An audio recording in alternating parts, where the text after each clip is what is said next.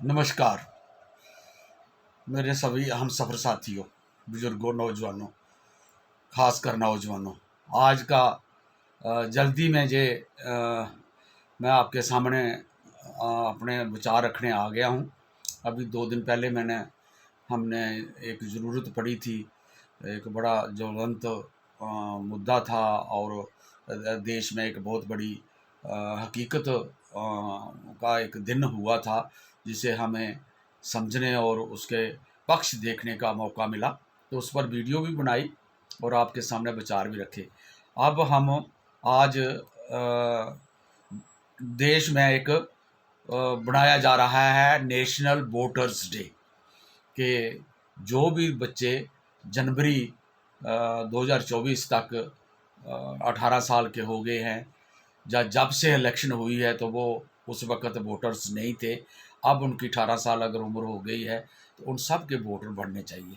ये एक बड़ी सराहनीय बात है और एक हकीकी डिमांड भी है और हकीकी ज़रूरत भी है कि जो 18 साल का होता है उससे उसका अधिकार है कि जब हिंदुस्तान के आइन के तहत जो संविधान है उसे हक देता है कि वो अपना वोट डालकर, अपना मत देकर अपनी आने वाली सरकार को चुने।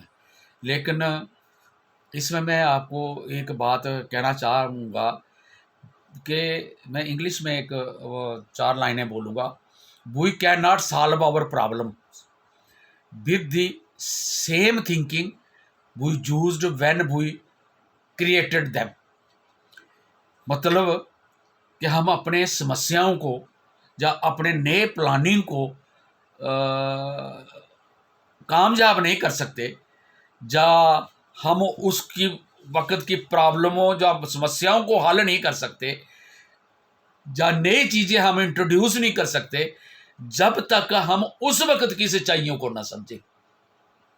तो जब हमें वोटिंग राइट मिला था तो वो 21 साल उम्र थी।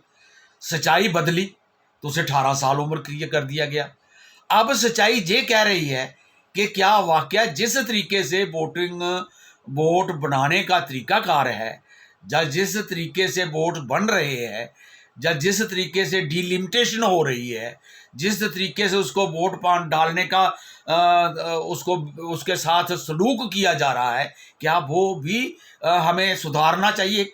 वो भी हमें आगे लेना चाहिए उसको आज की सच्चाई के मुताबिक।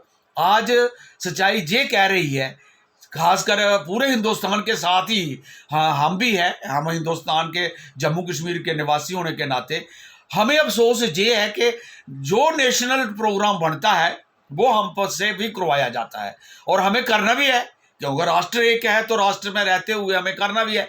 लेकिन सच्चाई क्या है, हकीकत क्या है? हकीकत ये है कि जहां 2014 से बाद इलेक्शन ही नहीं हुई है, जहां पर वोट डालने का हमें अधिकार ही नहीं मिला, हमारी असेंबली ही नहीं रही, हमारी रियासत ही नहीं रही, हम यूटी में तब्दील हो गए और हमसे अब वोट बनवा कर ये क्या करना चाह रहे हैं? ये हमें वोट डाल बनवाकर 18 साल की उम्र का होने के नाते वोट बनवाकर हमसे क्या करवाना चाहते हैं? ये ठीक है कि इनकी पार्लियामेंट लोकसभा की मियाद होने वाली है, उसका जो अरसा है, जो उसकी 5 वर्ष की आयु थी वो ख़त्म होने वाली है, तो उसके लिए तो वोट डलवाएंगे ये।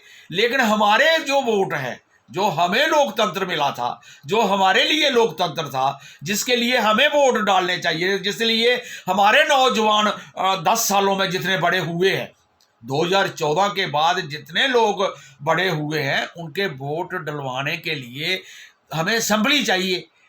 हमें असेंबली हो तो हम फैसला करें ना अपने वोटों का।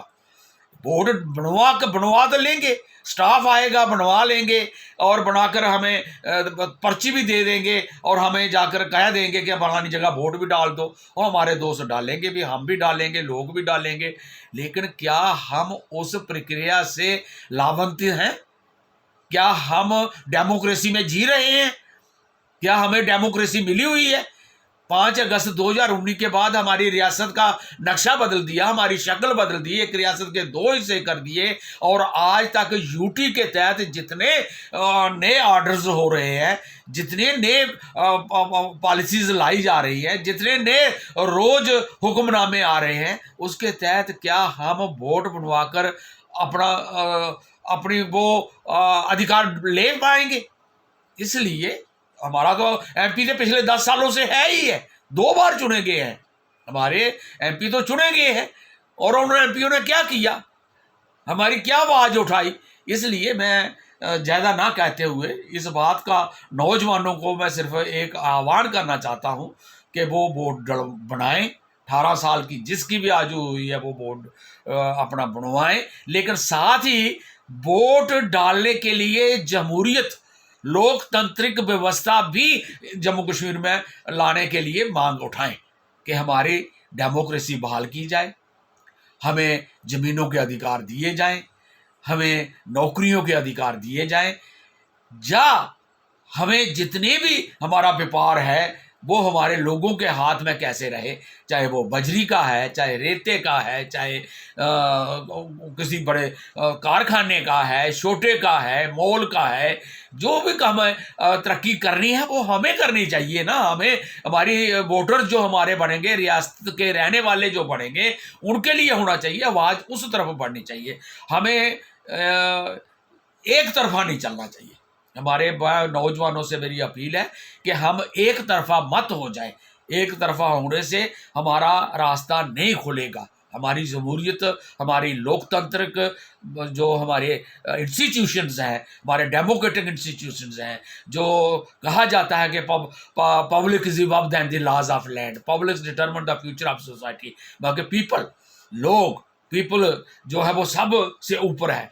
पीपल ही देश की संस्थाएं बनाते हैं, लोकतंत्र में पार्लियामेंट बनाते हैं, रियासत की असम्बलियाँ बनाते हैं, डिस्ट्रिक्ट की बनाते हैं, और फिर वो लोगों के लिए काम भी करते हैं और लोगों की राय भी लेते हैं। जे हमें एक नई डेमोक्रेसी का कंसेप्ट लाना होगा और उसी की जवाबदेह बनाना होगा। वो तभी बना पाएंगे कि हमारा नौजवान सिर्फ वोट बनवाने में और उस दिन डालने में 2 ही काम मत करे। वोट बनवाना क्यों है और बनवा कर फिर उसे डालना क्यों है, और कहाँ डालना है, कैसे डालना है, कौन सी व्यवस्था लानी है, ये हमें सब कुछ अपने इस नई सोच में लाना पड़ेगा। मैं इसके साथ ही उम्मीद है कि नौजवान बढ़ चढ़ कर हिस्सा लेंगे, अपने वोट बनवाएंगे, लेकिन वोटों के साथ ही वो आवाज़ बुलंद करेंगे कि हमें वोट डालने के लिए हमारे इंस्टीट्यूशन, जम्मू कश्मीर के institution, restore democracy in Jammu Kashmir, statehood हमें मिले और हमारे अधिकार जो हैं, जो हमारी एम्प्लॉयमेंट का अधिकार है, हमारे लैंड के अधिकार है, वो हमें वापस मिले। धन्यवाद, शुक्रिया।